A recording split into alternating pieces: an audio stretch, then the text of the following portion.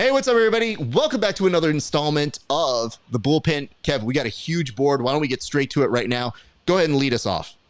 Yeah, thanks, Raf. Today we're talking about the clean aesthetic of gold BJJ. They're phenomenal streetwear they've got. It's not just training gear, guys. You can get streetwear. Raf, are these all gold BJJ? All of these cards are gold BJJ? Yep, just read the script like we talked about. Yeah, you're right. They've got a variety of styles. They have a bag. It's phenomenal competition gear. You can bring it with you. You can throw it in the wash.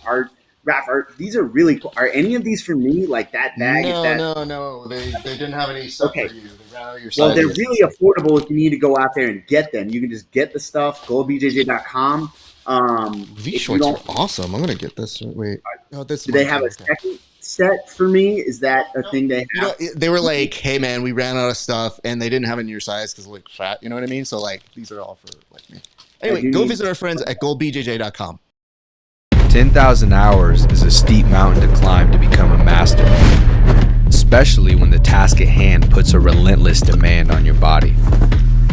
There is nothing casual about this sport. It's all in, all effort, all focus. It takes a lot from you, but the reward is unmatched.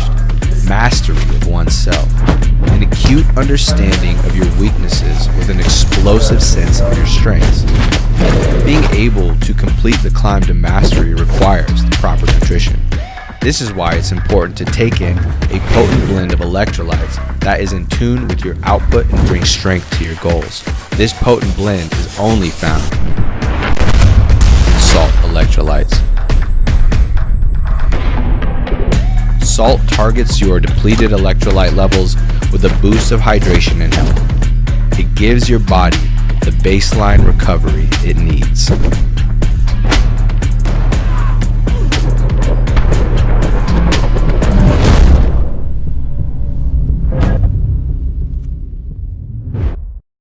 Elevate your BJJ game with inverted gear, where pandas and performance meet. Whether you train in a gi or prefer no gi, we have something for you.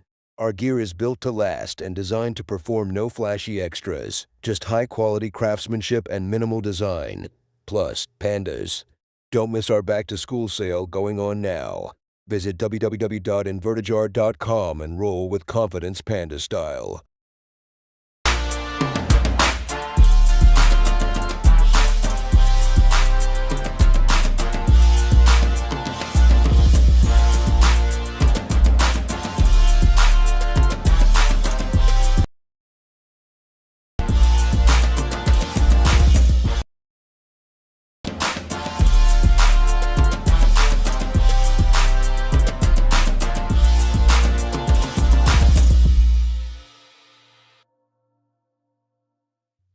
What is up, ladies and gents? It is your friendly neighborhood BJJ podcaster, RAF ESPARZA, coming to you with another great installment of the Bullpen, a joint venture between Inside BJJ and the Grappling Hour.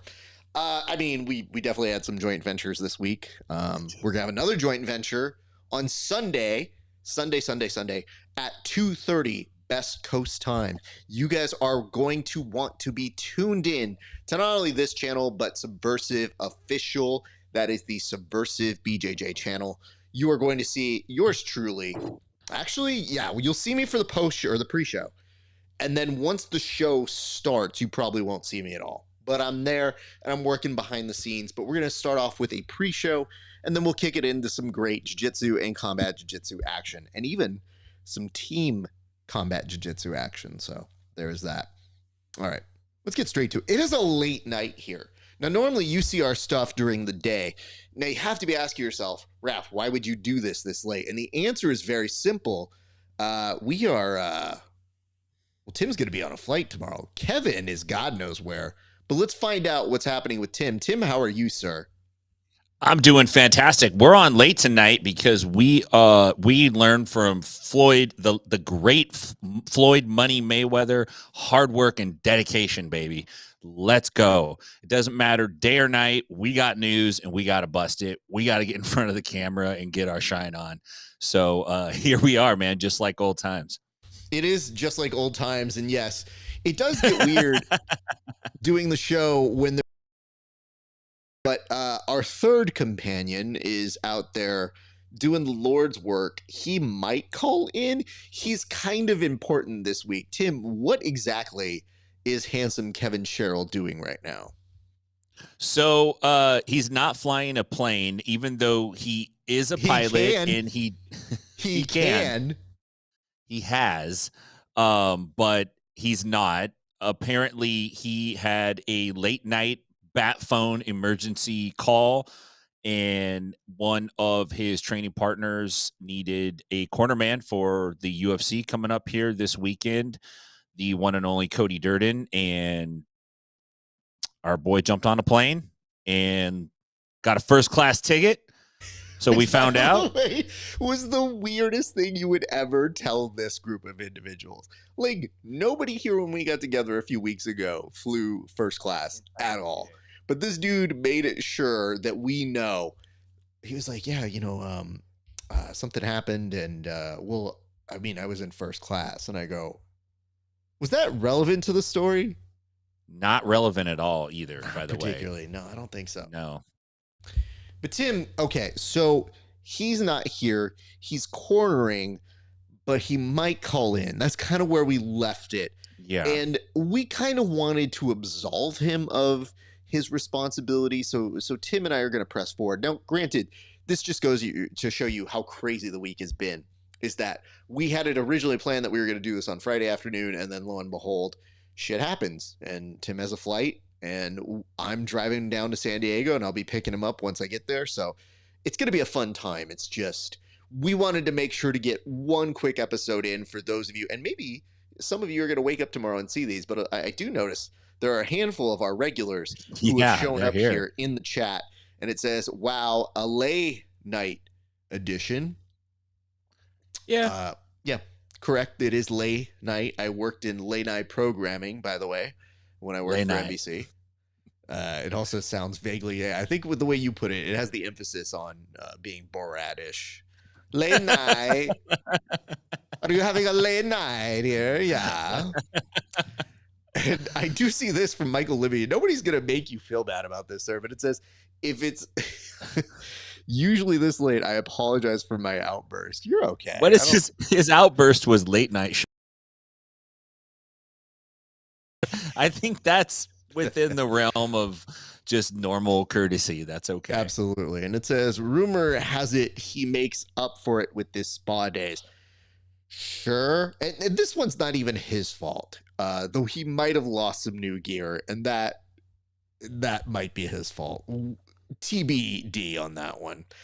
Tim, we should probably get to the board, but is there anything I'm missing before we make that transition?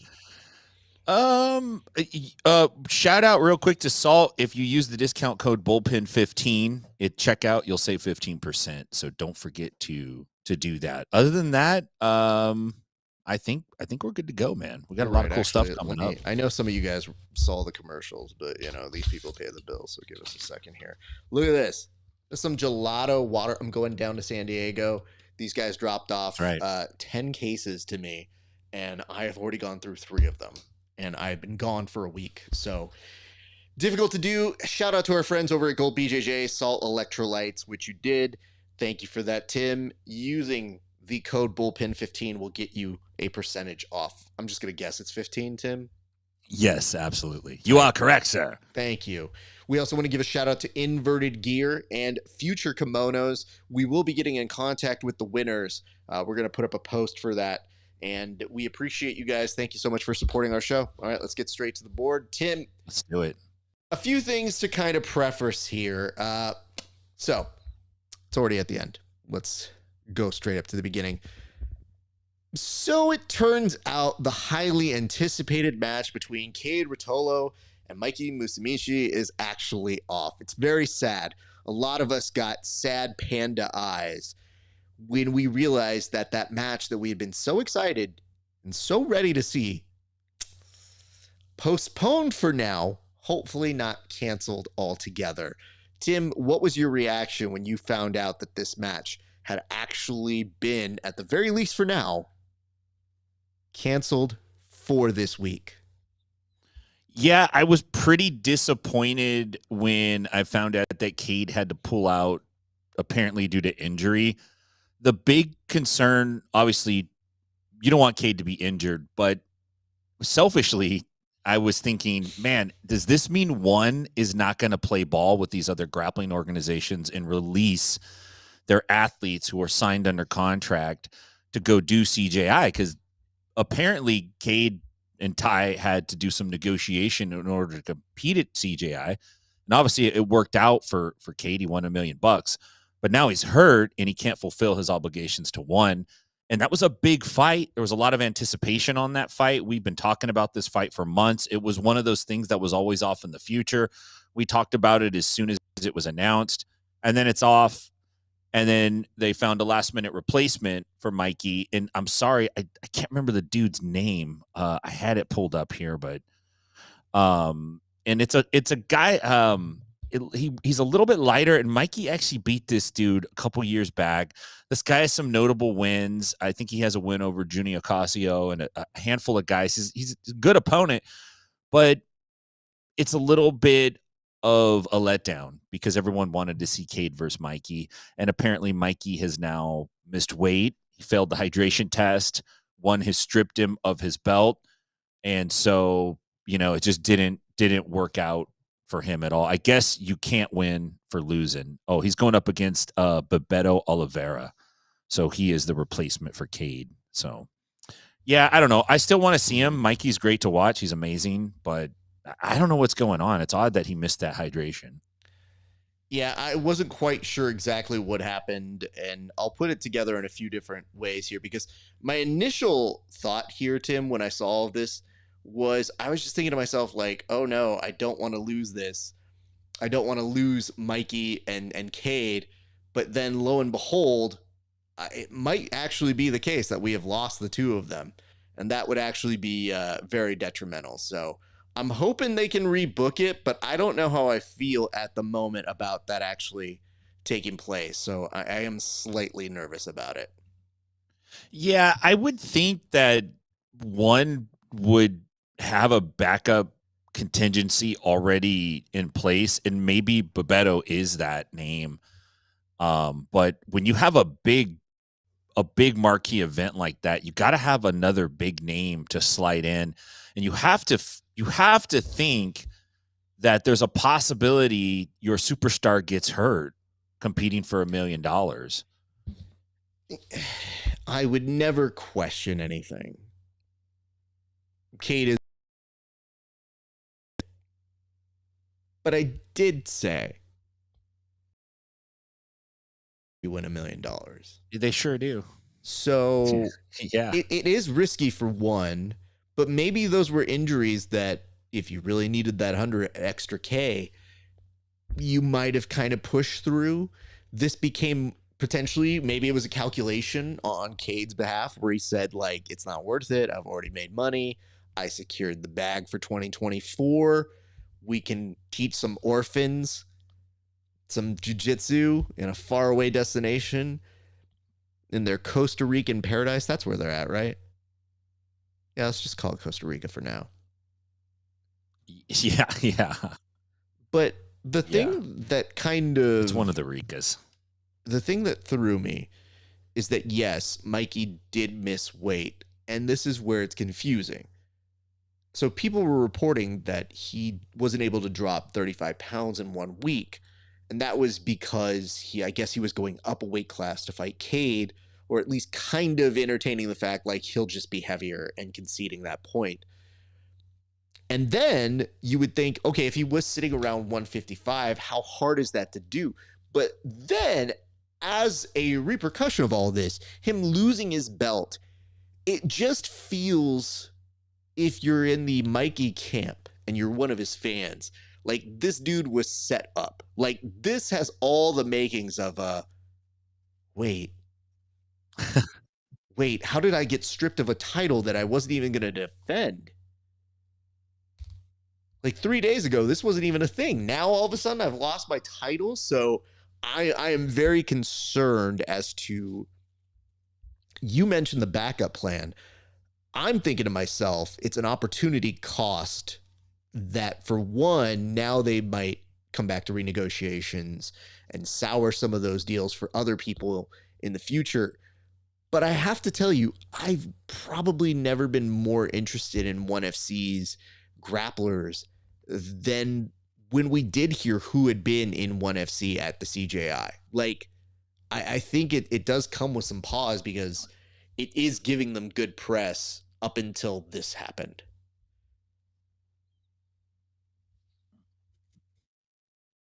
Yeah, I think you're right. I think that allowing those guys to kind of cross train is good for the promotion, but it's just if it hampers your own plans, then it becomes a problem. And one of the things KADE said is that he and his brother are making upwards of $100,000 per match in one already. So, you know, I that's not bad money. But I think you're right. I think things change when you get a big payday. So we'll see what happens. I hope my internet catches up here, man. I went back into the freaking cyber fog. You did go down a little bit. Hopefully we'll be able to do that. Otherwise, I'm just going to have to blow up my face, which, you know, is what it is. You guys will be doing that. I see it says mic problem. Thanks for that. I think it might actually be, let me just double check here, but I think we should be otherwise okay. It might be a sync issue, not a mic problem. So, from what I see, Tim, say something real quick, and let me just double check here. Okay. Yeah. Oh, okay. I think I know what's going on. It might actually be the communication. Yes, I am here. Okay. So let's actually go to our second topic while we figure this out. It may just be the communication of that microphone to the Instagram live folks. So if you're watching on there, it might be slightly delayed. So my apologies on that. So you mentioned this in the little thing that we put together, a little rundown sheet. You mentioned that Mikey had an interview with a certain somebody, and that certain somebody is one of the GOATs. What did Mighty Mouse and Mikey talk about that got to be this week, Tim?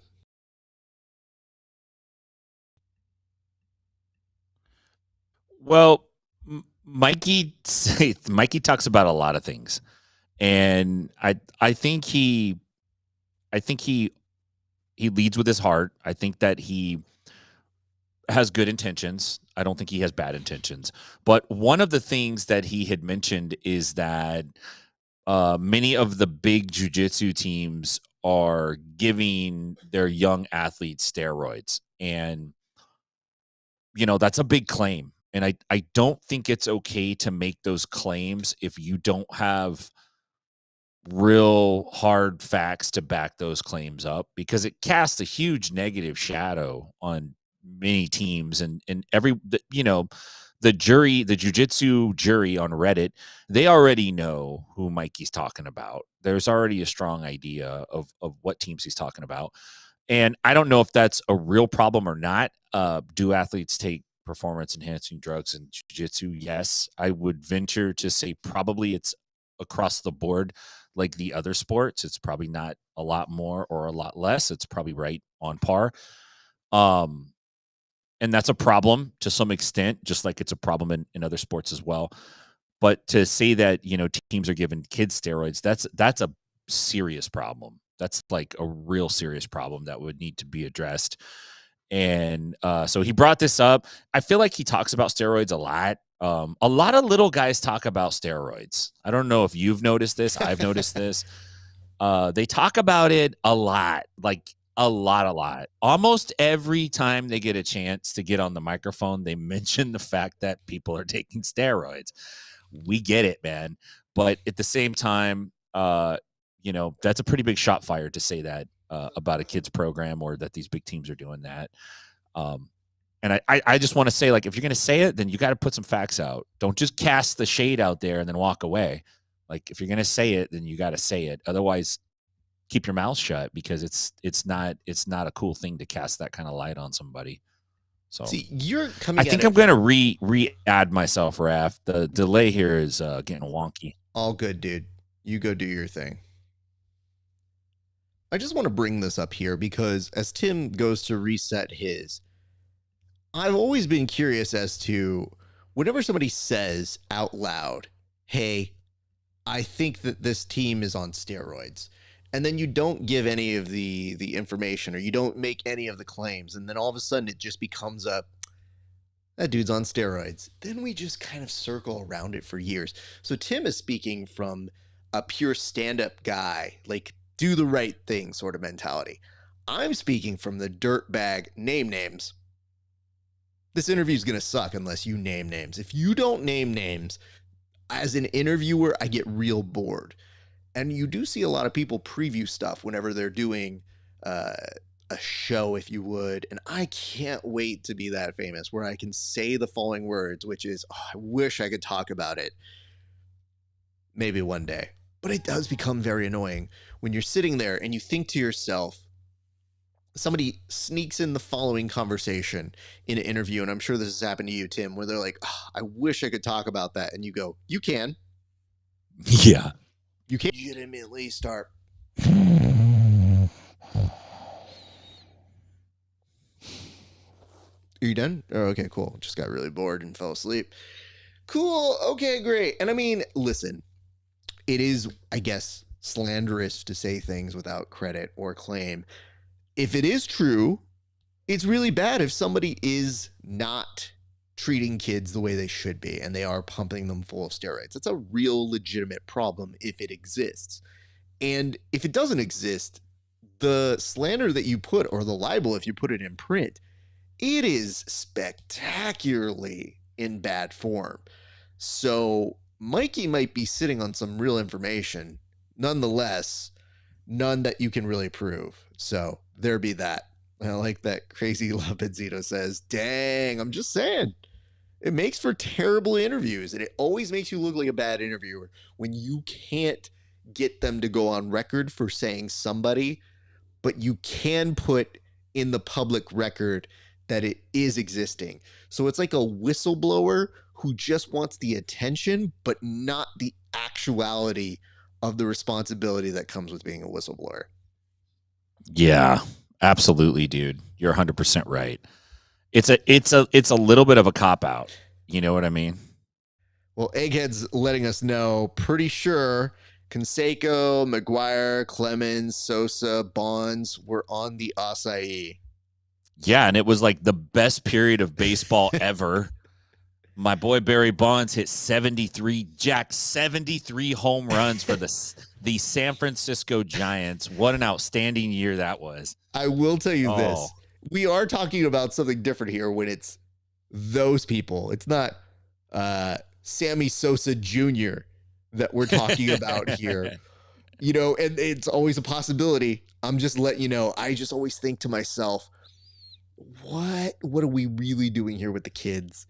And it says, no, don't make this real. See, you're trying to come up with the litigation of this. And it says, I get you want to say the kids' names, but you better have provided the info to the local district authority's office. Again, that's where that whole Craig Jones video and making that bet thing got real weird real quick, where you think to yourself, you know, if you have a video like that, you should probably do something with it.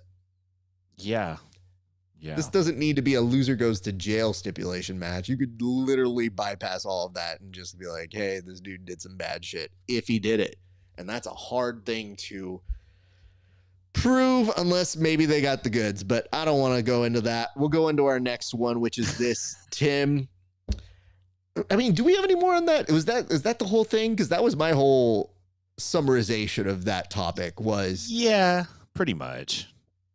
My whole thing was, I like Mikey.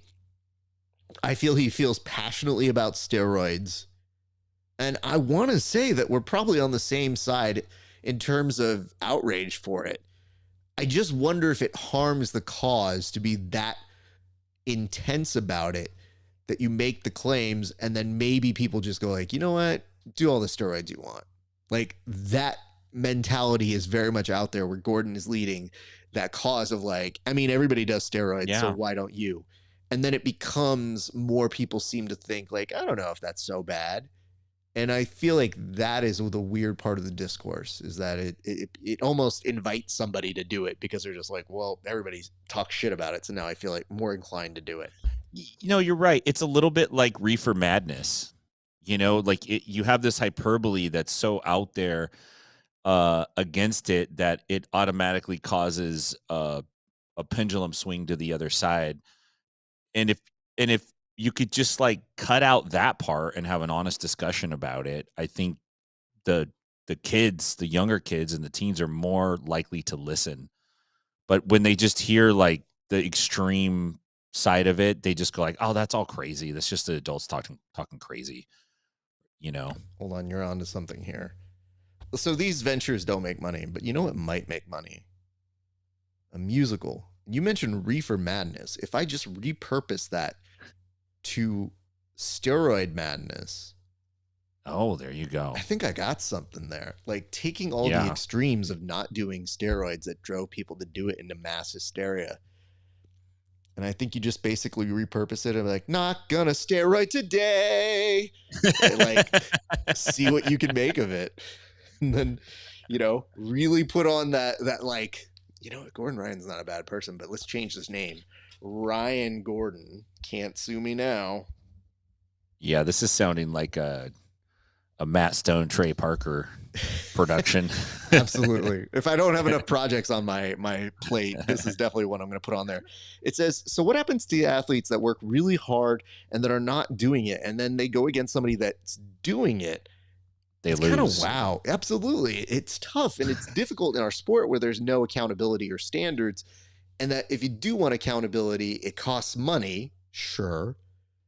But I think that's why you see certain people leading the charge to change the culture's perspective of it, or to change the acceptance, and that people just get worn down, or they put an argument that says, well, why wouldn't you? Which is very strange, because if you took most of Gordon Ryan's logic that he normally uses, you could literally just say to him, so you didn't feel strong enough that you could win without steroids. And that would be a Gordon Ryan argument.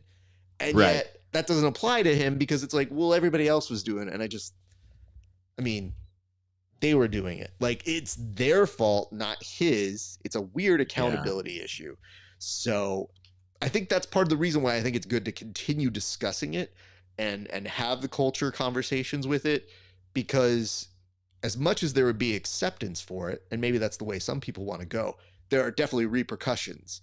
And I think we will get to a few of those in a little bit. But for right now, you know, short-term glory is incredibly appealing to people in that. Let me say this here real quick.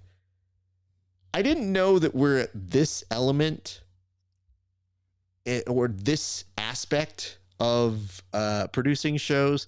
But Tim, is this a crank call? Because the person asking for this has gone under the insignia or the name coronavirus, which should probably be hint number one. Yeah. So what do we make of requests like this? You know what you should do? I think I have supers now turned on. If you guys want to pay the super rates, then maybe we can talk. And what I mean by supers is you give me money and then maybe I play your game here and we do the thing. So yeah, he's asking a couple of guys that basically cut their teeth watching The Simpsons. You know, it's like, you're not gonna slip that one in. I want to be like, listen, I'll be very clear. You can take that shit that I do and use it if you pay the super price. It's not hard. You pay the money. It's a nice $10 feature. I'll say your dumb Mo Sislak line should you need it. Let's go to our next topic here, Tim, which is this. You put up something that was interesting to me, and let's go back one. And it says, I'll give you $20 to say it. Ooh. Well, you better wet the clap. beak of that Venmo then. Let's go. When we hear the ding ding. When I see it come over, pop up on the side, we will talk about it. But good Lord. Gotta love that one. Hey, Egghead, thank you for sticking around. We appreciate it. It says, got to get up early and drive to LAX to fly out to see the man-child's football game. Does he know you're going on internet television and referring to him as a man-child? The man-child. It says, bummed I won't see y'all, but only 2 seasons left of man-child football, by the way, is worse. I decided is that like English football? Does he mean Manchester? He's a man-child football. It's just, My son plays for Manchild Football Club. I have to say, you know what ends up happening in my brain? My brain does autocorrect as it reads sometimes. Yeah. And then as it happens, I go, wait, oh man, it says, psych, LOL. Good night, guys. Wow, you almost got us, dude. He LOL'd at his own failed troll. LOL at myself. Courtesy laugh to me. Back to Reddit. Peace out, coronavirus. You won't like get the as name. old as the reference. We will go to our next topic, which was this. You put this one down here, and I think it's worth mentioning. We got to go back, and that is this. Crew rank. So it would appear that there was some altercations that happened on the streets. Tim, the streets are your neck of the woods. So I would like for you to tell us what exactly happened, and why are we suddenly seeing a Diaz brother involved yet again, sir? Apparently there was a nightclub incident. The video is out there. I thought about using that for the fight video, but it wasn't as funny as we would like it to be. Apparently, I'm not sure how the conversation went. I'm really curious to know what words were exchanged, but the bouncer at the nightclub, and this guy doesn't look particularly large, like your stereotypical big giant bouncer dude. This more looks like a doorman kind of guy. Got into some kind of skerfuffle with Nate Diaz, which is just like, out of all the snakes in the jungle, why would you go messing with that particular one? You know, it's got the warning signs all over it. And this dude looked like he threw some hands at Nate, to be honest. He must have been feeling himself. And it got hushed down pretty quick. Nate's crew was actually very much into the what the hell are you doing? Chill out. So I don't know exactly what the specifics are, but it got me thinking about crews. Like, there's these MMA and these wrestling and grappling crews, but like, which ones would you want to be with you in a real street fight? Because these melees break out from time to time. And the Diaz brothers, they're perennial all-stars. They're always on the list. They've been public fighting is like a public team for over a decade now. You know, they like throwing shoes, fighting with people in the back of the auditorium that you can't even see. They're masters at it. But who else is out there? We know that Jorge Masvidal's got a crew. You know, they're more into like the sneak attack style thing. So I was hoping we get some feedback on that. And it got me thinking, Raf, and I think I have the crew. I do. Okay. I was thinking this is the crew that I want. I want Chuck Liddell and and John Hackleman. And I'll tell you why. I've thought about it. You need someone who could fight on a dance floor. And I think Chuck Liddell's that guy. Okay. He can punch going backwards. He can punch under the influence of Zions energy drinks. He can fist bump and go Wonder Twin with John Hackleman. You know, and they could take the place out. They got Tito Ortiz, what was for a time part of the pit crew. You could have him running through with the half Mexican, half American flag back and forth, like your flag bearer through the battle of the nightclub. I think that's the crew you want. I think Chuck could basically take out 20 dudes. Hackleman can run interference, and Tito can basically just cut back and forth, streaking through the crowd, man. Yeah. That's a solid idea. So I looked at your prompt and it got me thinking as well, because I was like, well, that's pretty good. But if I'm going to put a group together, because I didn't know that was it. I thought it was actually family, so it was taking me longer. And instead I came up with the people I wouldn't want on my team, like what families I wouldn't want. And I was like, definitely not the Tates, definitely not the Pauls, because they're not getting into it. They're getting their people involved. The Tates are probably going to abduct the smallest girl that's there. I mean, there's a lot of stuff that could happen. But then once you put the like assemble your crew thing, I thought, oh, there's a way to do this. So first, I'm actually going to start with Kurt Angle. Actual gold medalist, excellent wrestler, one of the most entertaining. And that might make you think to yourself, oh man, I don't know if I want to include this dude who did pro wrestling in this melee?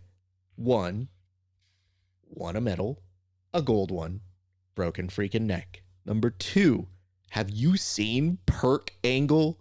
Perk Angle is perhaps the John Wick of this generation. When that dude was on Percocets, all of us looked and thought, this doesn't look good. I think that this guy's probably on some perks, but I don't think I want to say it out loud. And when all of us saw him jump off of the Jumbotron area and do a somersault onto Abyss, and then he just landed, said, yeah, and everybody goes, oh, that dude's not okay in the head right now. So Perk Angle is on my list. Number two, you need a pawn, so make it Sean Strickland. Now, I'm not saying he's going to beat the shit out of anybody. He might, I mean, if these are civilians. But I feel like what you do is you send him out there, and it's really not even his fighting that's going to get people to really just give up. It's going to be him giving you a hot take that he would have done in his car. It's like, you know, the thing about like gays, they do this, and everybody's like, God, I don't want to talk to this dude anymore. So then they run off and they do that. Now, this is where things get weird, because the third member here, I feel like you need a good anchor for a team. And originally I was going to say like an Anderson Silva, a good throwback, but even he's going to be like, oh, no, it's fine. No, it's fine. You robbed me. It's fine.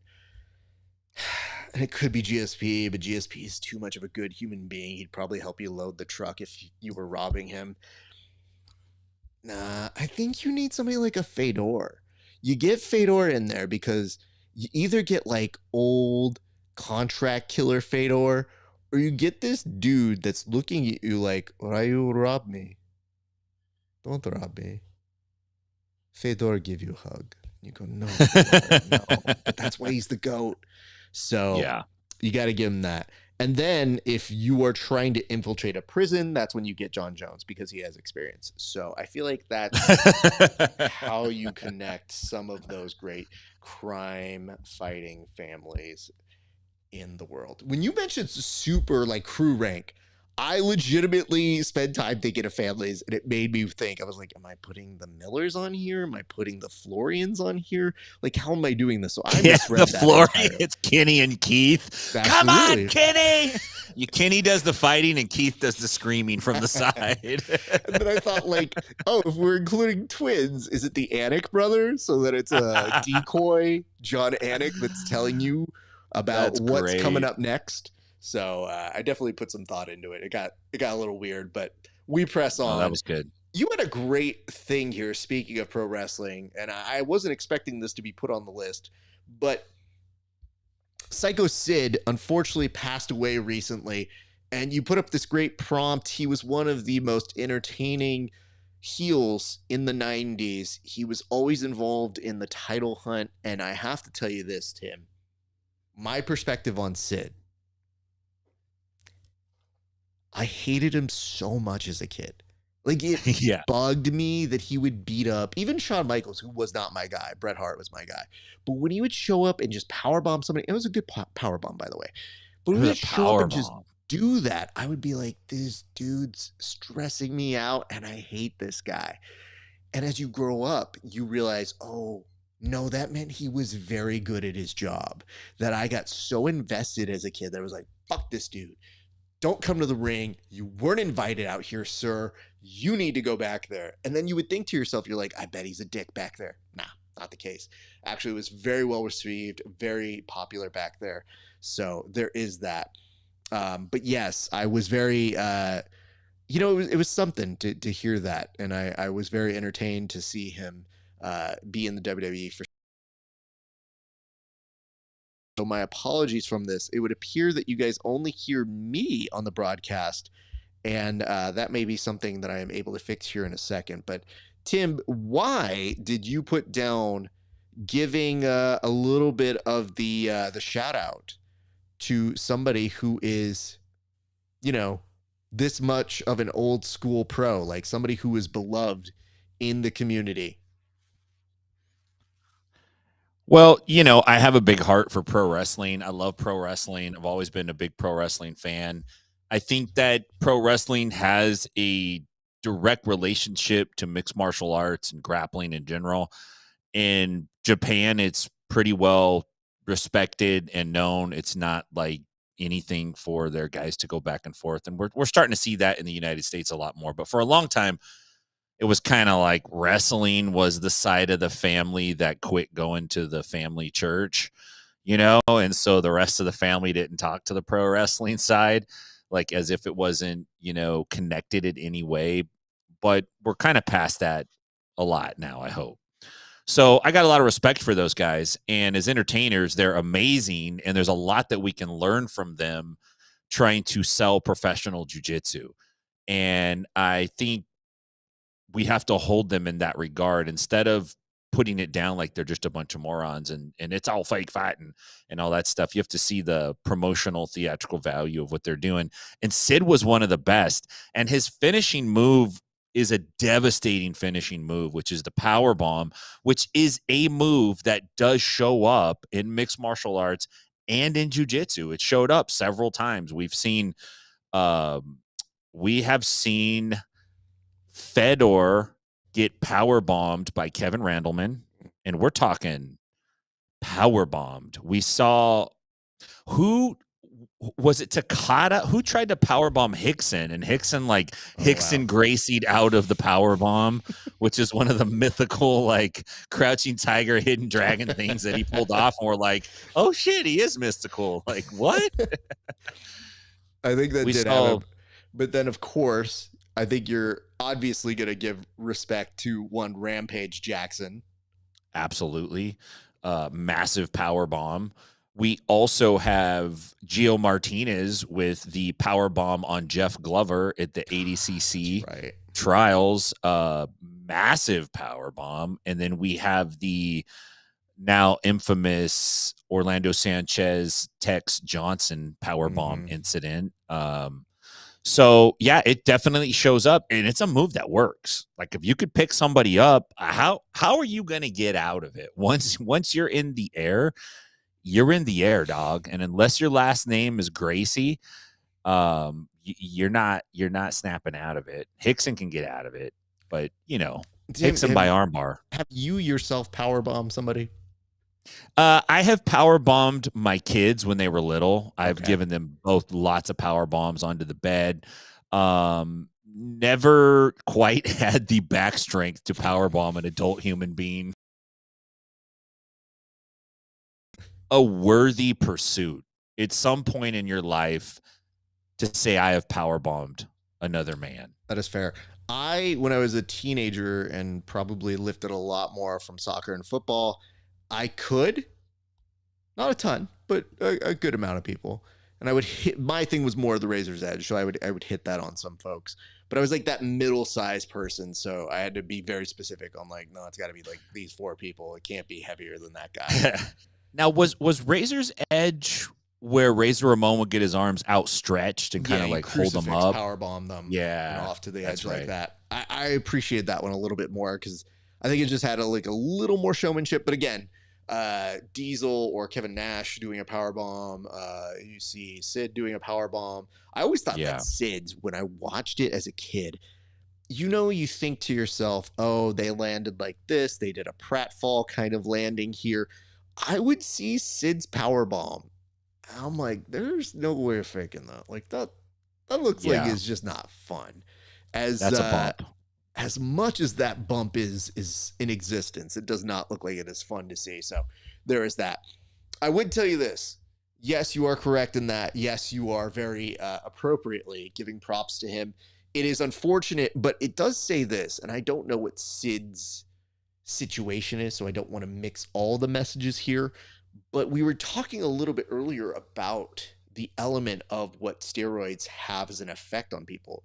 And if not Sid, definitely a number of pro wrestlers have had complications with steroids after using them, where some of our really big heroes growing up have short lives when you really put it into perspective. So maybe some people want to burn that candle very quickly. but it is something that is not mentioned when we say, oh, it's okay if you use steroids, and you do it because you got to be competitive. So I think that's part of the responsibility of doing these things. So by all accounts, Sid had a very good career and definitely did better than I ever thought he would as a person. But he was somebody who, I think RVD once told a story where Sid showed up in jeans, shirt off, puts an elbow pad on, goes to perform, finishes performing, takes the elbow sleeve off, and then left. Like, they were like, dude, that's the life. That dude showed up in costume, did his thing, and then said, my time is done, punched the clock, out. So I definitely like that story. That's like the guy who shows up in the gi with his belt tied. He gets out of the car, does class, goes straight back to the car with that dirty ass gi, gets on his cloth Toyota Corolla seats, drives home. So I wanted to point this out because I don't know how long somebody is going to be in here, but I'm not sure if somebody saw this in the comment section, and we're going to put up a post with all these, so it'll definitely be seen. But at the very end of our show for our ADCC week, you may recall that there was a raffle, and I'm not sure if somebody in our viewing got to see this, but for the plus 80 CJI portion of our drawing, maybe that name might kind of jog the memory.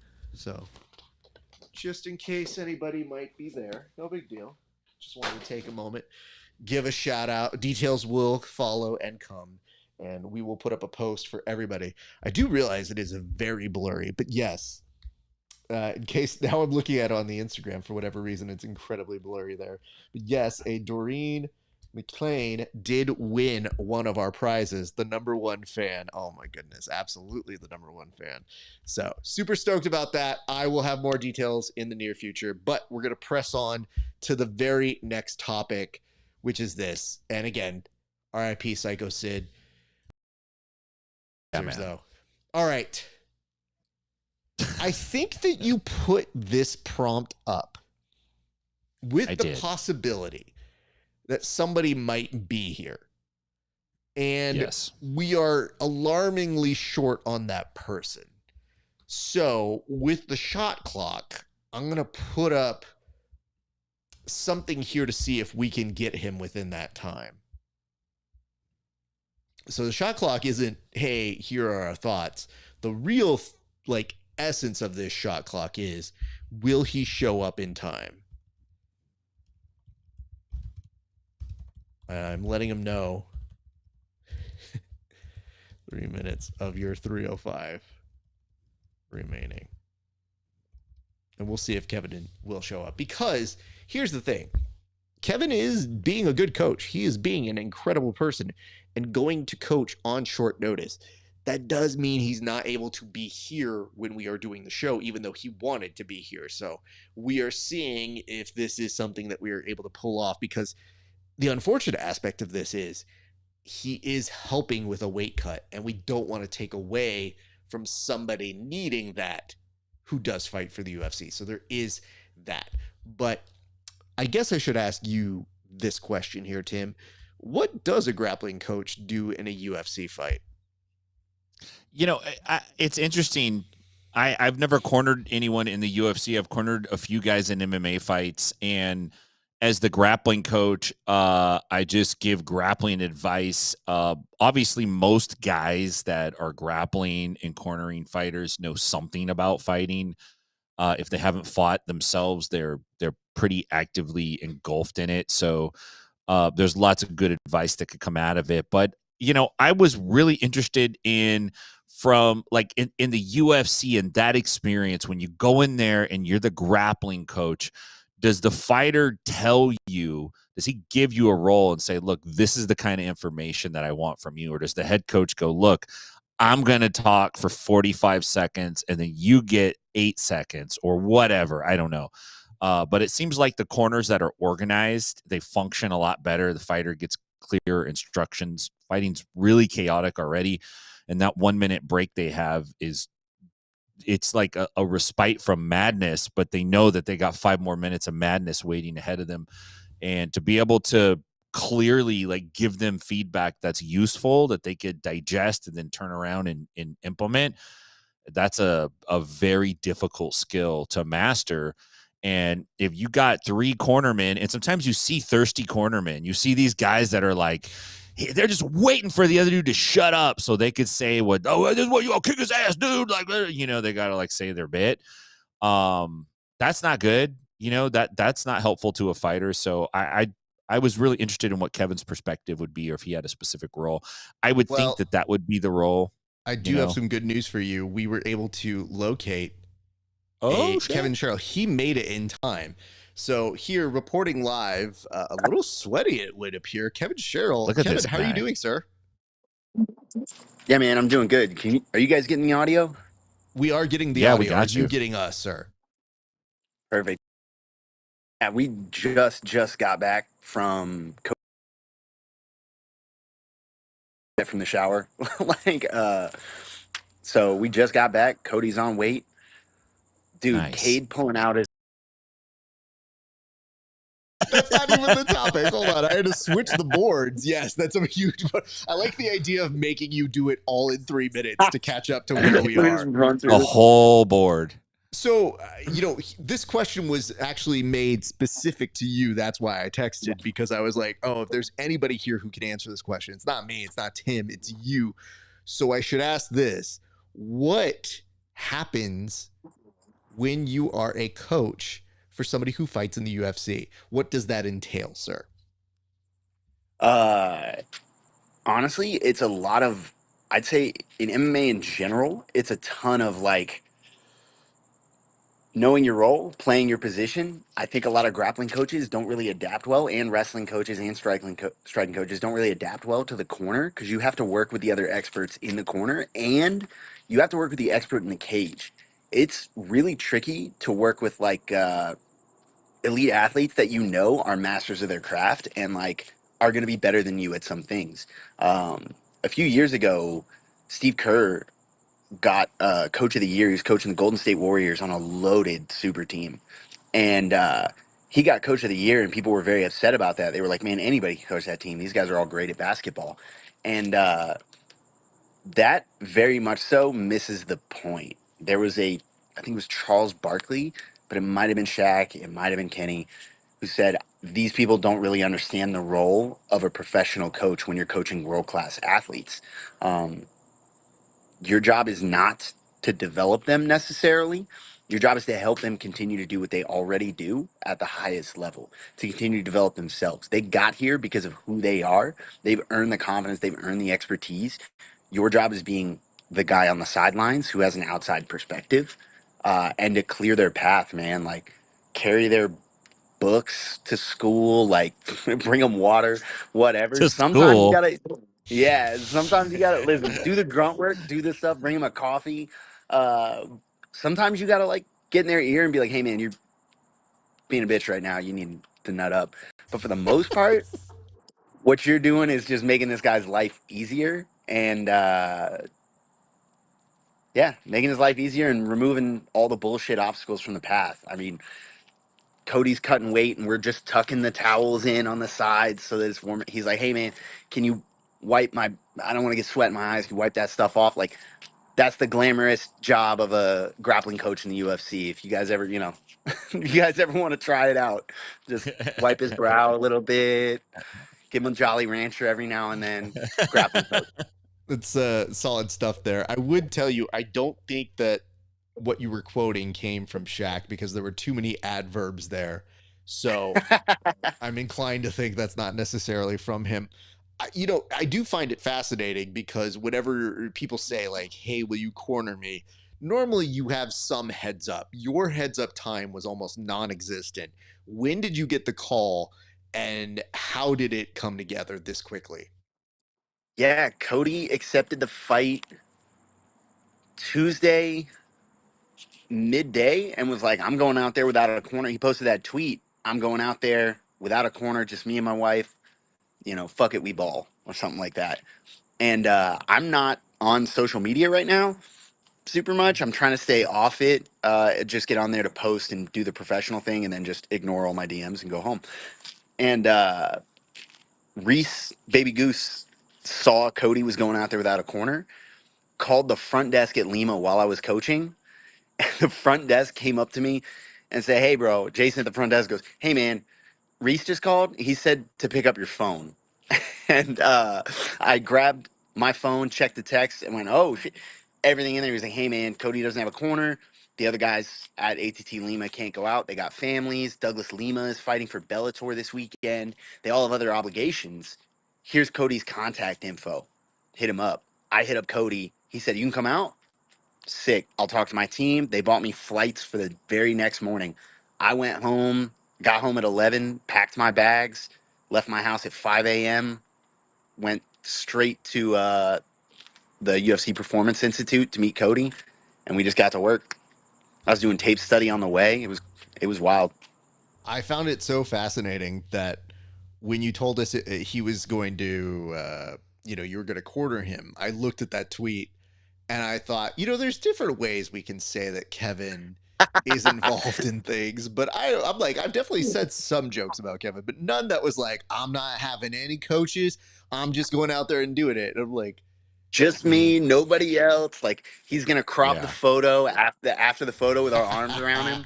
It's me and Carl Williams in the corner, and he's just gonna crop the photo to just him. Like, Yeah.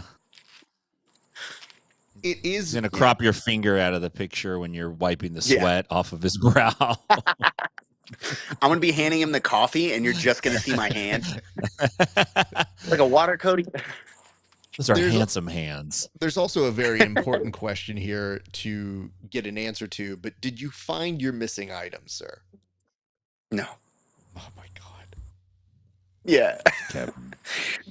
Yeah, for those of y'all that don't know, I got a brand new iPad for my time on the show to have a little better hardware to deal with. Brought it with me to do tape study, tucked it in a little side cubby, went to sleep, woke up, rushed off the plane to go meet Cody, and was like, I got to the spot, pulled out my tablet to show him some stuff for the tape study, and went, "Oh, I know exactly where it is." Dang. Hopefully Delta will get it back to me, man. Listen, so you haven't heard anything back, you don't know anything, it's just I filed a claim and they have not got back to me. I I'm like, this was my seat, this was my flight, this is the serial number, this is everything. Well, you might find it. We'll see. I think what's saving me is Cody's sponsors flew me first class. So I think if I was like one of the peasant folk, they might not put much effort into it. They're like, "Oh, first class. Mr. Sherrill, of course we'll get that iPad for you."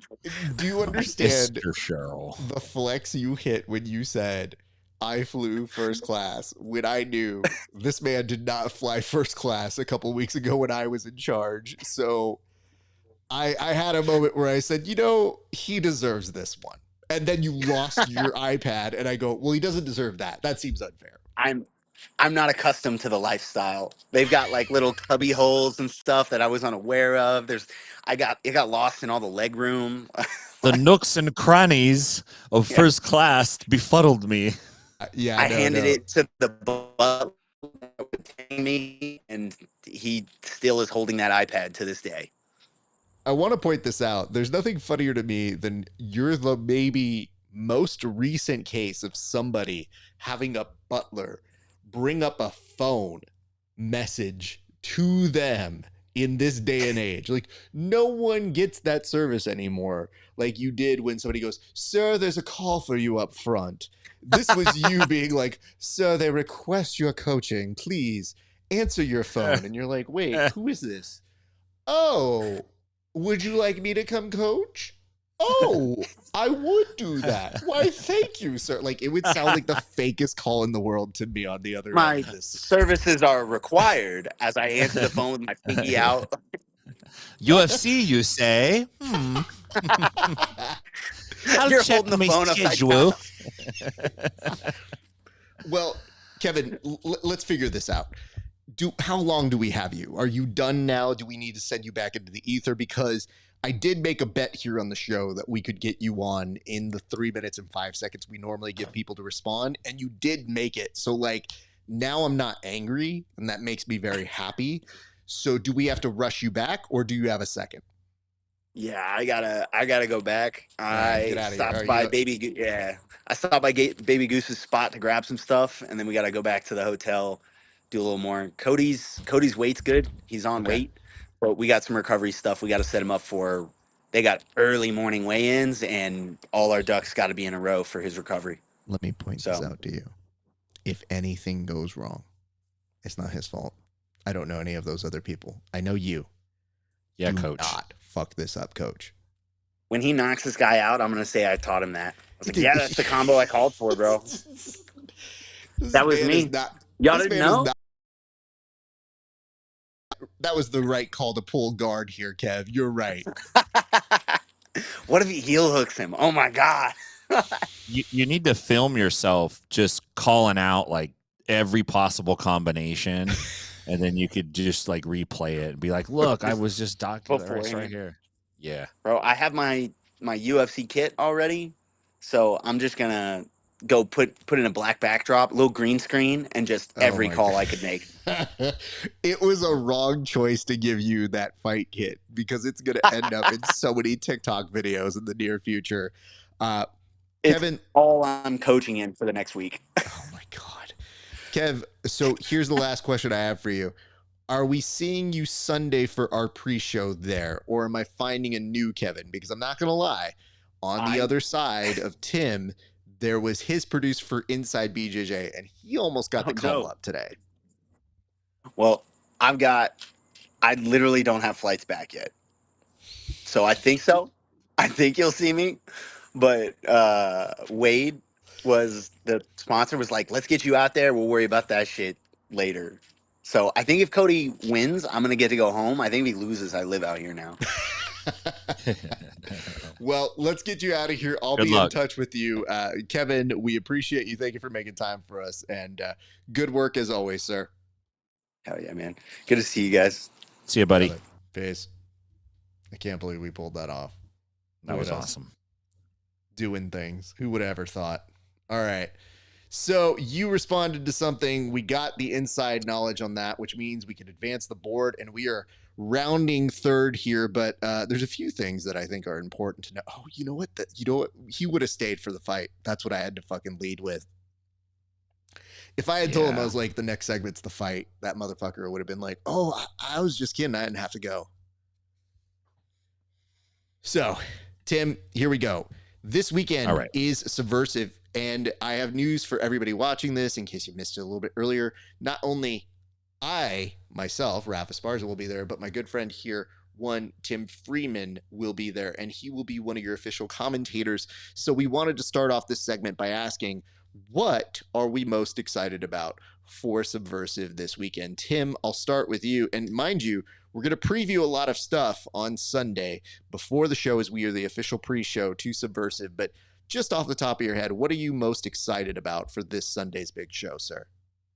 Well, I'm a couple things. One, obviously, I'm excited to work the event. I love jiu-jitsu. I love working with jiu-jitsu. I love being part of the show. So I know that's going to be a great time. I'm super duper looking forward to that aspect of it. Outside of that, I'm really looking forward to seeing more combat jiu-jitsu show up at these events. I think it has a really big part of what we're doing with grappling in terms of keeping it honest as a martial art and keeping the positional hierarchy in place with the fact that you could get open palm striked pretty damn hard. And those palm developed over the years. We've seen it from the very first instances of combat jiu-jitsu to now. People have really adapted, and they have some pretty cool stuff they're doing. It's a very, very exciting format to watch. So I'm really looking forward to seeing that live and being part of that. And I think it's a cool thing that Subversive is showcasing that. So, outside of that, I'm looking forward to working with you again, man. It's going to be great. get to be back in sunny San Diego, get out of the South for a couple days, sneak out, sneak right back again. So it's fun, dude. I'm glad to see it, and it'll be fun to join forces, form the Voltron, etc., etc. Yeah. But, the thing that I am most excited about is this one is going to be free 99, meaning if you guys wanted to see this one, it's not a man, that'd be cool to see. This is you just go to the Subversive official page. It will be broadcasting live and on demand for you guys there. So that makes me super excited. And yes, as I mentioned, I'll be behind the scenes doing some stuff, pulling some hair out, and hopefully not punching other people, because that is always a concern when I'm behind the scenes. But very excited, and Tim is You're going to do a great job, dude. Oh, thank you, sir. You don't talk enough about the awesome job that you do, but I can talk about it. Like, Ref, you're fucking producing the show. It's awesome. That's a big deal. And you don't toot your own horn enough, so I'm going to toot it for you. Nice. You're going to kill it.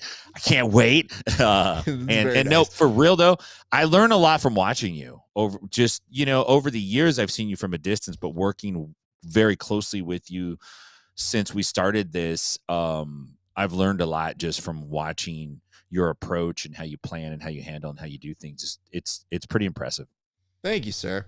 It is very much appreciated. But I believe the next segment after this one will prove that you don't talk me up too much, because I do think when you're like, I don't talk you up enough, and I was like, you know what? I think we learned very quickly. Maybe that's not the best of ideas, but let's go ahead and give people a preview of what they really wanted to see here today, which is always the marquee, the main event, if you would, the main fight that took place this week. And Tim, if you can give us some background context about what we're about to see here. Your guess is as good as mine on this one, man. This is basically a dude who, I don't know if this guy just got back from a Cuban vacation based on how he's dressed. He's like getting into a street altercation with two other gentlemen. He's got some interesting handsy movements and techniques that he does. He paces around a lot. The other two guys show pretty tremendous restraint in dealing with him. But it was just a very fascinating altercation and how it went down. Kind of like fighting without fighting, I guess. Maybe this is some ultra Bruce Lee's and stuff, but I thought you might like let's cut to it, and I'll have you narrate it, sir. All right, let's go. So at first it looks like these guys are trying to help him, but then I realized they're trying to get him to go. And then he's like, no. Look at the punches. Then he gets in some grappling, and then he gets in a nice little slap. Just a ladylike slap. And now he's puffs the chest. He basically goes through all forms of posturing, masculine and feminine, in about 30 seconds, man. And he's worked up now. So these guys are trying to calm him down. He's doing a lot of head movement. He's turning his body away, which tells you that he's pretty excited. He gets in the car. Firefighter dude leans up next to him.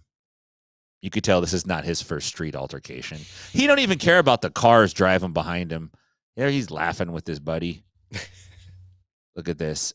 At some point, the dude in the white car gets back out of his car. Let's see. It's coming. Where does this happen at? Oh, I guess it's not. Yeah. Oh, there it is. I don't know what this is. Oh, he's not happy that this is being filmed, apparently. Oh, it's Jeremy Renner. Well, what is Jeremy Renner trying to tell us? He's trying to tell us where he got that cool shirt at. Oh my God. Okay. Tim, dude.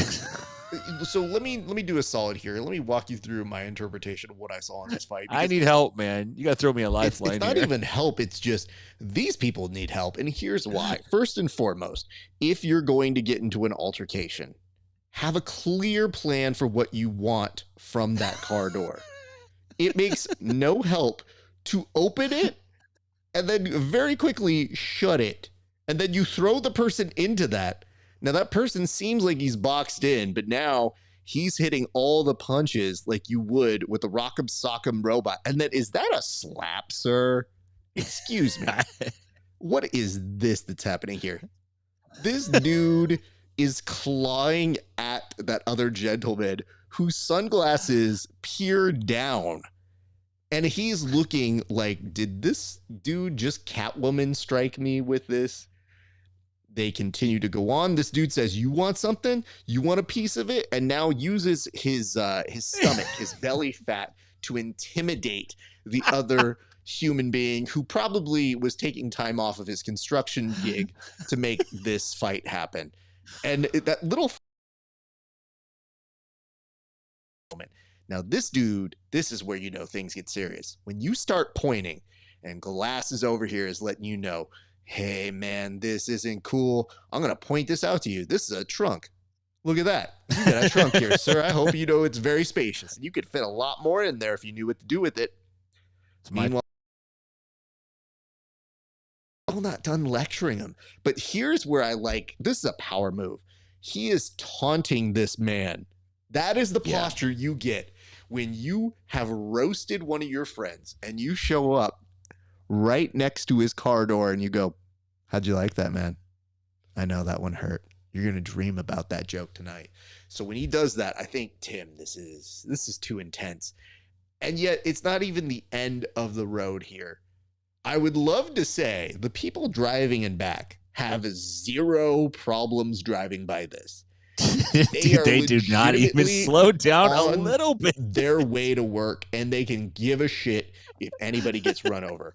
And this dude just in the middle of the street, not a problem, not a care in the world, makes his way safely to his car, while this dude who has the prototype for the bat cycle has time to go ahead and, I guess, get a gift? Like, what happened there, Tim? What was that guy I think he doing? took a picture. I think he was taking a picture. Oh, so he took a picture? It looks like he's wrapping a bow, like he's a parent who's getting his daughter ready for a recital. Like, okay, honey, here it is. Okay, now you go have a nice little ride on your Tyco truck. Now, here's what I want to say. Does this guy work for the post office? He's got like a mailman outfit on. I want to point this out. You call him Jeremy Renner. I call him Jeremy Runner. I want to point this out. This is important. Never accost the person filming it. They are doing their due diligence to make sure this is for all of us, sir. So if you have an issue with it, you got an issue with me, sir. And I will tell you this right now. You can pull up right next to me. I have no problem roasting you to your face. But if you show up and you would call far, too far, sir. Take it down a notch if you would, please. Yeah, I think that's a hot take. I think my guy had Crocs on also, or some kind of rubberized footwear. I don't know, man. All right, last but not least, we get to the gallery. And Tim, maybe you should set up what exactly happened here. Well, speaking of setup, I think that's the proper way to put it.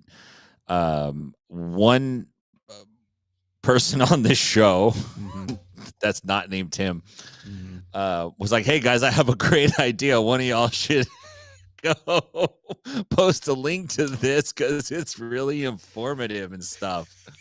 And I'm like, yeah, I'll go do it. Why not? So I went to Reddit and I posted a link that was the number segment from our last show. And it actually has some very highly curated information that's hard to get.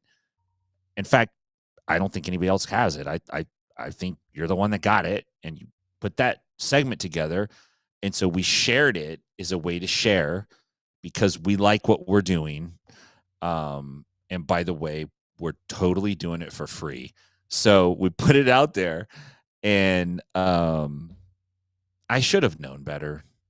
You know, I trusted Reddit like you trust a bad, toxic girlfriend. And didn't even get to have a good time with them either. just burned me right out of the gate, man. So I'm sorry, Tim. I realized where I was asking you to post it because I just thought of it like this. I said, you know, we do work that we're proud of here on the show. Maybe other people might enjoy this too.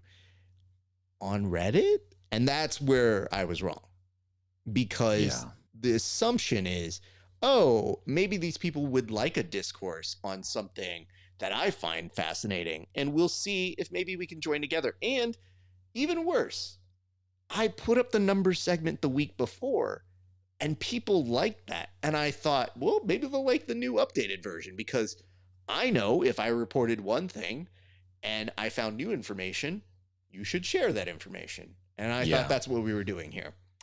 The internet was very quick to remind us they have very fast ways of turning anything into shit salad. Now, I should point this out before I start this segment.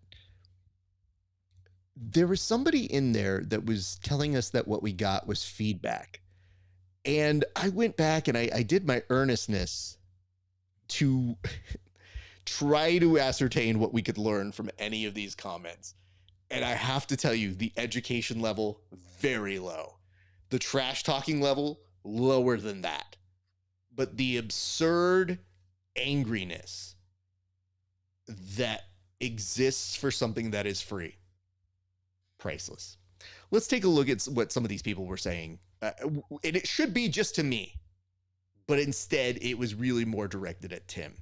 So the first comment we have here is from Pure Ground Control, and it says, mystery person doesn't have to keep giving up millions. And this is a response.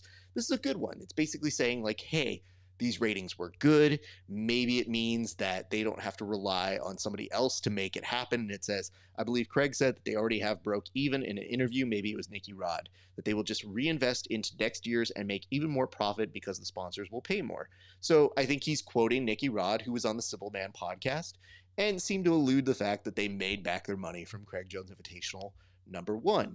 That would be really, really cool if that was the case. We don't know that. But I think later in the post, they said, hey, even Craig is saying like, I don't know, man. I don't even know the numbers yet. How is he supposed to know that? So I don't know if Craig said it. I don't know any of those things. But I can tell you this. It's probably a little early to figure out where the money is or isn't in this sport, except if you are Durable Leaf. Who says, I'm not convinced viewership to be great for future events since the novelty will have worn off.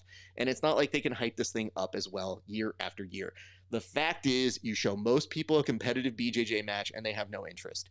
Do you have any data on similar things that were wildly popular for their first event and then how they did for later events? So really what you're asking me for in this question is, do you have data that shows something else failed? Which I don't know is like my main MO. Like, it's not necessarily what I'm bringing into the table here, which is actually, yes, there's some people who just had their dreams crushed and this went to shit salad real quick. And womp womp. In this particular case, if the constructive criticism is, sure, maybe it might be hard to replicate those things. In my findings, I said, I think it's probably going to be 25% less of a tune-in factor for the next CJI unless they get distribution from a major network, which I think they're trying to do. So it does go back to my sort of self-defeatist nature that I was saying maybe we shouldn't have. Like, let's acknowledge it was a very good first event and try to build upon it, as opposed to being like, I don't know, I don't think this thing's going to work. Yeah, and that jackass on the thread goes, can you give me another segment on some more data that I want while I complain about the one you just gave me? Go off, segment boy. Create a segment for me. 13 minutes or more, please. It's like... It's just very funny because I did my best to make the data as concise as possible, but it does come with caveats. Like, you do want to make sure people understand exactly what you're presenting. So when you get some people who maybe are a little bit more succinct and to the point, this one is oddly hilarious to me as well. And it says, I believe some of the numbers they're putting up, but I disagree with the conclusions. Mark Z, meaning who he believes is the anonymous sponsor, never going to recoup a profit off of tournaments like that, but I hope he keeps trying. You know, I think the weird part is, when you say you disagree with some numbers, it tells me that as you're watching it, looked at the analysis and go, I don't think that number's true. Yeah, like you have a number in mind. That's No. not the number I had in mind. Yeah. Nah, that one's okay. That one looks fake. Like, to me, I'm like, bro, I believe you, I get it. But if you look at the raw data, it is at least that many people tuned in, which is very, very impressive. Another point that keeps getting missed, and I think Craig did this on purpose to avoid this. Was it profitable? Is the fact that the proceeds are going to a nonprofit. Mm-hmm. There's no profitability. There's no investor who invested the money and they're looking to recoup the expenses. The investment was a donation, more or less. It wasn't an investment. There's nothing to recoup. And it's, is that a long-term plan? I don't know, but it worked for the first time. And, I mean, the fact that it worked the first time is pretty spectacular in itself. Like, that in itself is an achievement, if you would. But, Tim, I didn't try to get all the ones where you were getting into fights with people. But I want to tell you that the one where you definitely responded to somebody, it did get a lot of negative votes. Yeah, but it did. I feel like it's one that maybe you didn't look at because it currently stands at negative 69 downvotes. Wow. I'm kind of cool with that. Like, if you're going to get any number, negative 69 is the way to go. Yeah, baby. Yeah, that's I just was so put off by these bungholes, man. And I responded a little bit snarky, but I could be a lot worse than that. They should have seen the things I deleted before I clicked the post button. And I just realized this is a lost cause. Posting on Reddit is basically a humanitarian effort. And you just have to view it like that. You're like, I can't save them all. I might get to one. Let me ask you this. Is there a humanitarian effort in this which says, someone please give me the numbers? I'm not watching this video on principle. 13 minutes, LOL. Okay. This made me chuckle a little bit because at the very least, this person is saying he's very dumb. Because they're just saying, listen, dude, I don't have the wherewithal to watch 13 minutes. What I didn't know was that people were going to enlist the help of ChatGPT to help them on this one. And so they had that chatbot, that AI, summarize my whole thing and then tell them the information that I told them. And I was like, okay, sure. I mean, as long as they get the information, that's great. It's not as processed or as nuanced, but hey, do what you need to do. But I think that these people think that hurt him. I'll show him making this 13-minute segment. And I go, 13 minutes isn't even a full round in the big boy division. This guy puts 13 minutes LOL as if you've produced your J.R. Tolkien and you have 27 hours of some made up language in 13 volumes somewhere. It's 13 minutes LOL on you, clown. It's like, dude, what are you talking about? But it's like, dude, you probably spent all 9 hours watching that show. You can give this 13 minutes. Yeah. And this is something that's passable that you can watch in the background. So I want to get to the comment that probably split me up the most, because all of these kind of skirt around a certain kind of asshole niche. This one gets straight to it and says, shut up and put the numbers up. Now, this is where I want to talk to you, the internet. When you say, shut up and put the numbers up, what you may not know is that I actually put a PDF that is free and accessible to anybody who wanted to look at the numbers. You just had to make it to minute 10 in the video. And if you can't do that, why do you deserve something free from me? Like, what did you do that merits that? Because at the very least, I took the time to at least say, like, hey, I think this might be fun, might be interesting. Here you go. It's just a really fun practice to just come on and find a way to be an asshole, and then find a community of people that are like, you know what? Yeah, fuck him. Fuck that guy for giving us something for free. And I was thinking to myself, I was like, okay, that is definitely something. But here's the last kind of Same thing here. It's in the same vein of it. And I think it gets to the core of what they were trying to refer to as feedback, Tim. Because after this comment, I'll give it further context. But it says, I could read a summary of the numbers in 30 seconds. You sure about that? You couldn't even write this comment in 30 seconds, bro. But it says, but you make me want to watch, watch a 13-minute talking head to get it. I didn't make you do shit, dude. We put it out on the internet. We said, maybe you might like this. And this dude thought that we put him at gunpoint and said, you better fucking watch this. You better love every second. I was like, hey man, if you like it, this is for you. If not, all good. In case it means anything, I watched every minute in action of CJI and skipped every walkout, shot of the building, intro, after-match interview, or cut to the talking heads, and never even thought about watching the pre and post shows. Now, see, this is where it gets specific to us. Because I made the point. I was like, hey, we'd host the pre and post show. And yes, we were in talks with them. Would have been cool. Hopefully for the next time. If it doesn't happen, not the worst. So essentially trying to say, like, nobody cares about that. It says, it's the grappling I want, not the silly show stuff. And my YouTube view counts for 2 people in the room. Well, cool. Thank you for that. So I think it starts off with, I don't want to watch 13 minutes. Sure. Then gets into, yeah, well, you know what? Nobody's going to want to watch that show anyway. And I think to myself, I'm like, hey, man, other sports that do good ratings. And it's a cheaper way to extend that advertising rate or make more money for your show because people are still watching and it commands a high viewer count in the wanted demos. And this dude is basically trying to just be a dick about it in relation to us. So underneath that was where somebody's like, hey man, we're giving you feedback. And I go, this is not like constructive criticism. This is just shit posting. Douchiness. And in disguise of, well, we're giving you feedback. So it is a kind of feedback. I can say that. But is it one that's really worth your time or trying to better the product? So I always think of it like this.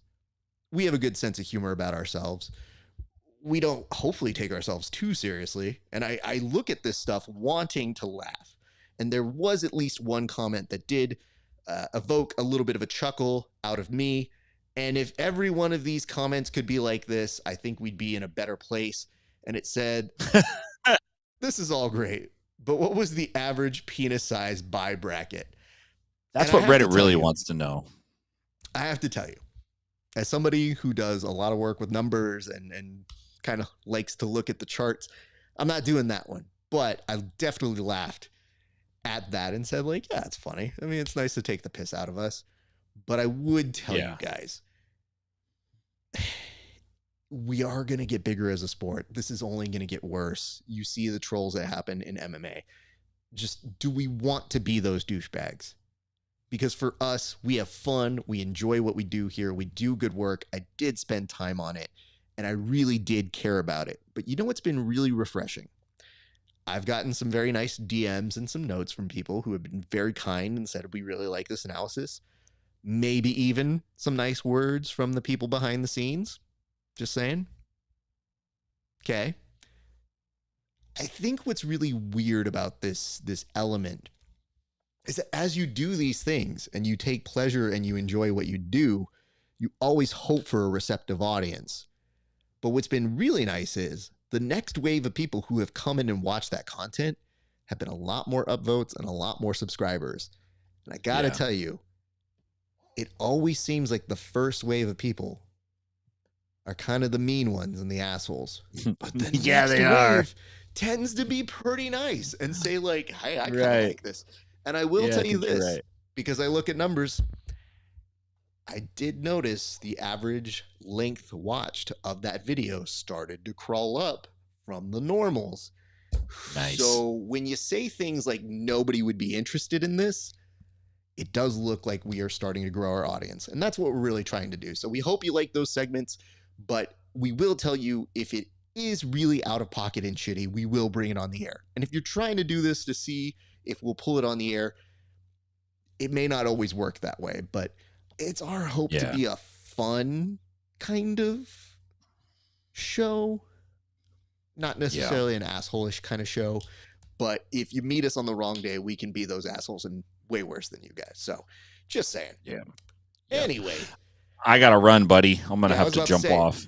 go do your thing. Tell the people where they can find you, and I will close this up for us, sir. Inside BJJ, all your favorite social media platforms, InsideBJJ.com, Patreon.com/InsideBJJ. Check me out at Subversive. I can't wait to see you this weekend, Raf. It's going to be a great time, dude. Sounds good, brother. Text me tomorrow when you're about to head on out, and we'll coordinate all of our stuff, dude. Yes, sir. I'll see you tomorrow, bud. See you tomorrow, man. Later. Bye. All right, that's going to do it for Tim. Let's wrap this up for the rest of you guys and just say the following. Thank you so much for watching along with us here tonight. It has been a fantastic day. We appreciate you guys. As a reminder, you will see both myself and Tim at Subversive. We will be the official pre-show, so look out for that here on this page, as well as the Subversive official at approximately 2 p.m. on Sunday, and that will be promptly followed by Subversive number 11. So it's going to be really fun, and it's been a while since we've been together, but it is going to be on the YouTube of that page for free. You do not have to pay for this one. We want you guys to look at it. We want you to see some awesome grapplers, and we're very excited about the show that we are going to present for you guys. So get excited about that. And last couple reminders here, you guys, before we start calling it a night. Like, comment, subscribe. We got haters now. That's how you know we're making it. And if you got haters, you need the lovers. You need the appreciators to give us those likes, those comments, those subscribes. Because I got to tell you this, the beautiful part about being a numbers guy is when you guys showed up and those people are trying to hate on it, it's a 9-to-1 ratio that we're beating them on. So for every one hater, currently 9 appreciators. And I feel like as those numbers go up, it's going to continue to go on and on. But we love you guys for all of your support, all of your love. It does mean a lot to us. So look out for that. And ladies and gents, I think that is going to do it for us here at the Grappling Hour, here at the Bullpen, here at Inside BJJ. We got much love and respect. We'll see you in a couple days. And if we don't see you on Sunday for that pre-show, then hey, come back and join us next week when we recap what took place at Subversive Jiu-Jitsu. On behalf of the crew, it's been a great day for grappling. We'll see you back on the mats.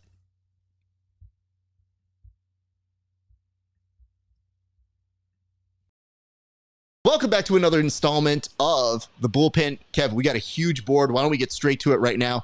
Go ahead and lead us off. Yeah, thanks, Raf. Today we're talking about the clean aesthetic of Gold BJJ. Their phenomenal streetwear they've got. It's not just training gear, guys. You can get streetwear. Raf, are these all Gold BJJ? All of these cards are Gold BJJ? Yep, just read the script like we talked about. Yeah, you're right. They've got a variety of styles. They have a bag. It's phenomenal competition gear. You can bring it with you. You can throw it in the wash. Raf, these are really cool. Are any of these for me? Like that bag? No. They didn't have any stuff for you. They ran out of your Well, they're sizes. really affordable if you need to go out there and get them. You can just get the stuff, goldbjj.com. These shorts are awesome. I'm going to get this. Wait. Oh, this Do they have a second set for me? Is that a thing they have? They were like, hey, man, we ran out of stuff, and they didn't have it in your size because like fat. You know what I mean? So, like, these are all for like me. Anyway, go visit our friends at goldbjj.com. 10,000 hours is a steep mountain to climb to become a master, especially when the task at hand puts a relentless demand on your body. There is nothing casual about this sport. It's all in, all effort, all focus. It takes a lot from you, but the reward is unmatched. Mastery of oneself, an acute understanding of your weaknesses with an explosive sense of your strengths. Being able to complete the climb to mastery requires the proper nutrition. This is why it's important to take in a potent blend of electrolytes that is in tune with your output and brings strength to your goals. This potent blend is only found in salt electrolytes. Salt targets your depleted electrolyte levels with a boost of hydration and health. It gives your body the baseline recovery it needs.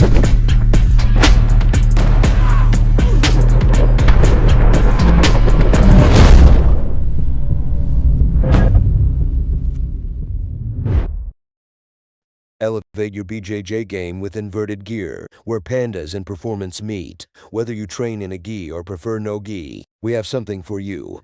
Our gear is built to last and designed to perform no flashy extras, just high-quality craftsmanship and minimal design. Plus, pandas. Don't miss our back-to-school sale going on now. Visit www.invertijar.com and roll with confidence panda style.